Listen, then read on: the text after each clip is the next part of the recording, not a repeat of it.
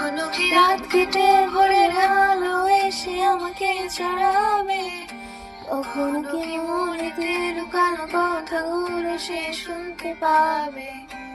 যতবার কল করি তুমি ব্যস্ত থাকো বন্ধুদের সাথে, আবার আমি বের হলে বলো কি করো তুমি অন্যদের কাছে। লিখি না আর তোকে নিয়ে কবিতা, ছিঁড়ে ফেলেছি আকাশে ছবিটা।